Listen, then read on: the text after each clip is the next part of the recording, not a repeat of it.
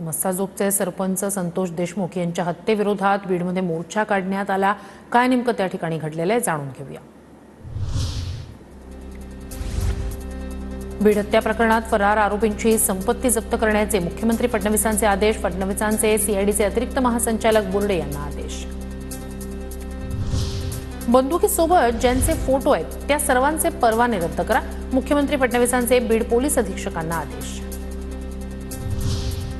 संतोष देशमुख हत्या प्रकरणी बीडमध्ये आक्रोश मोर्चा। सर्वपक्षीय नेत्यांसह मोठ्या संख्येने लोक रस्त्यावर। बीड जिल्हाधिकारी कार्यालयावर धडकला मोर्चा।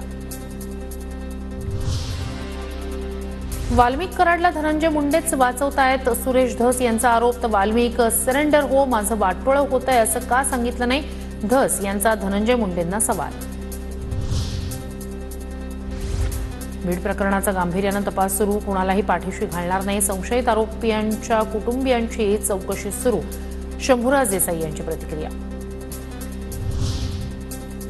मंत्रिमंडळात राहून धनुभाऊंनी फक्त डोळ्यांनी इशारा केल्यानंतर चौकशी संपते। आकाचा बाप कोण हे सर्व जनतेला माहिती आहे, त्याला मंत्रिमंडळातून हाकला, जितेंद्र आव्हाड यांचा निशाणा।